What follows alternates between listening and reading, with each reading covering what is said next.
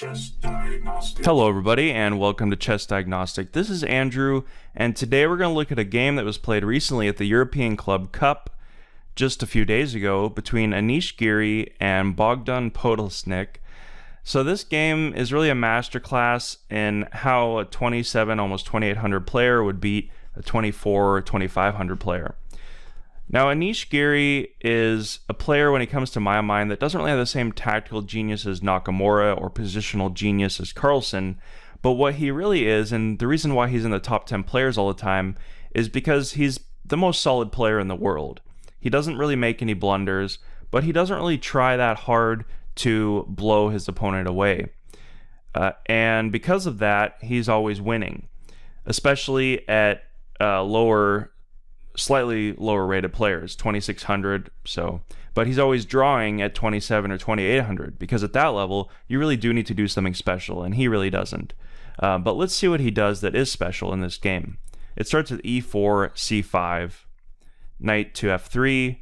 After e6 we get g3, the King's Indian attack, and a favorite of a lot of players who just like to play non-theoretical lines that White will do the same thing in every position. He'll play bishop to g2, castle kingside, play d3, c3, bring his knight to d2, his bishop somewhere either here or here, and he'll just activate all his pieces and decide what to do then.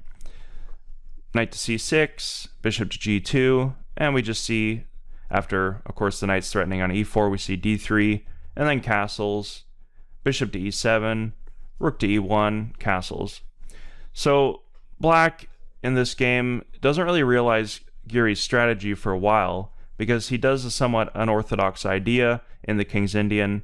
After c3, e5, just opening that light square diagonal, but also creating some weaknesses on d5 and f5, knight to d2, and the normal strategy for White is to play something like h4, bring the knight to f1 and reroute it to either e3 or h2, bring it to g4 or f5, and really go for an all-out kingside attack. Giri doesn't do that. As I said, he's not really going to go for some tactical blowout. He plays incredibly solidly, and his opponent starts to err. Rook to e8, and now we see Giri's idea of a4. So already, he's telegraphing to his opponent that he's going to go for a queenside expansion. And his opponent ignores it for a few moves. Bishop to f8, preparing for a kingside attack, even knight to c4, putting his pieces on the queen side, h6, limiting that bishop, but again, Giri's not going for a kingside attack. a5, already starting to restrict the queen side, and then the final move in this queenside expansion, queen to a4. So he's fully committed to a queenside expansion with b4 and just pushing his pawns. Queen to d7, preparing to play bishop to h3, but it really doesn't accomplish anything because Giri will just maintain the tension, make no mistakes. And now Black finally realizes that he's going to push b4 and tries to prepare it with rook to b8, but that doesn't really accomplish anything either. He pushes b4 anyway, goes for that bishop to h3 idea. Giri doesn't give him any activity by taking, of course.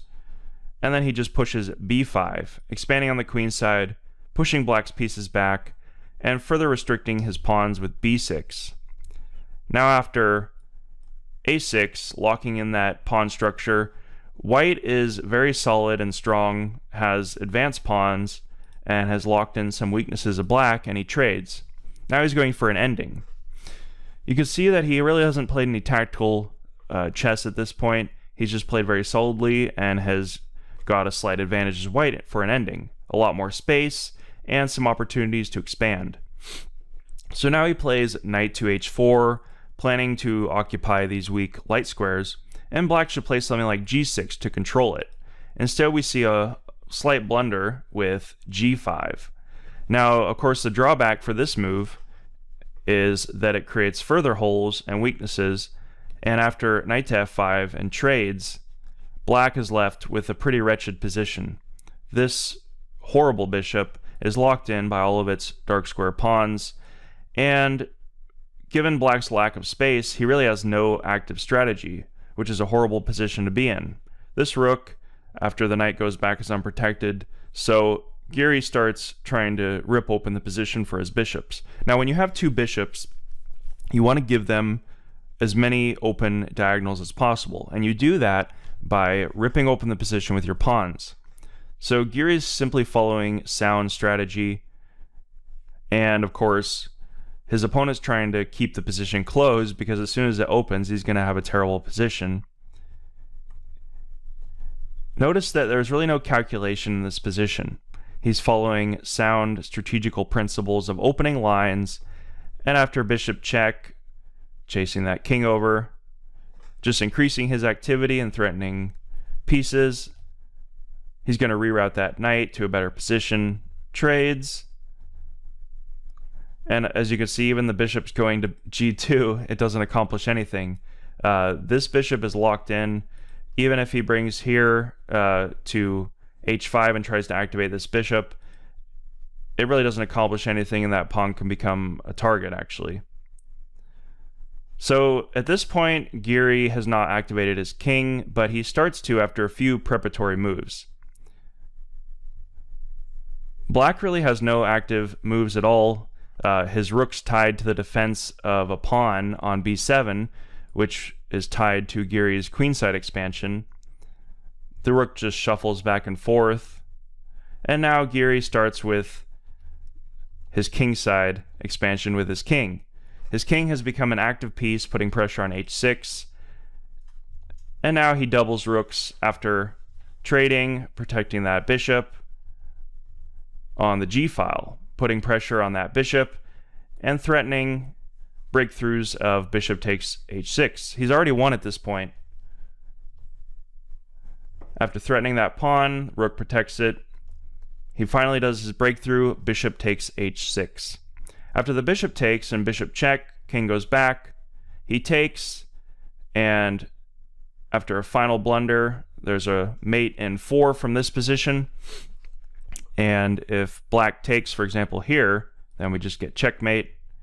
If he takes on g7, it's a mate in 3 from here. If rook takes the bishop, then we just get checkmate on h7.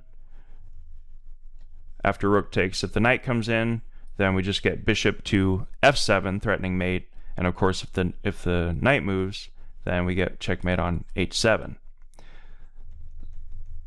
So after rook to g7, his opponent resigned because he's going to get mated or lose a ton of material. And it's really incredible that you can beat a 2400 player, which is not easy, in such a simple way. Of course, he makes it look simple, it's not, but he really did something special in this game in terms of just activating his pieces. Now, I'm always talking about piece activity and basic ideas like that, but they're really the highest level ideas in chess, because to apply it is very difficult, to completely internalize it, to activate your king, bringing it to h5. A lot of players would not do that. It seems risky, but it's actually the most logical idea to use your king as a piece in the endgame once the queens come off. So I hope that was helpful. I just wanted to give some ideas of why Anish Giri is the most solid player in the world, and thanks for watching. I'll see you in the future. Hey everybody, thanks for watching. Hope you enjoyed this video. Hit the like button, leave a comment, and subscribe for future videos. See you in the future.